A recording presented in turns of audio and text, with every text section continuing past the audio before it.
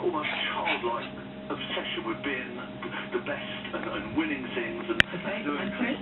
Chris, quick. Whereas in Victoria, we've not spotted that the world is changing. We've failed banking system, bank treatment of students, budget coalitions, and we feel free to talk to China about all those things. Okay, thank you, Chris.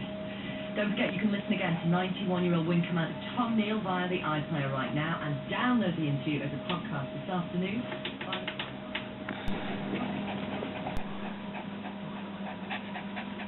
Is he bullying you? Watch out, here it comes, the devil.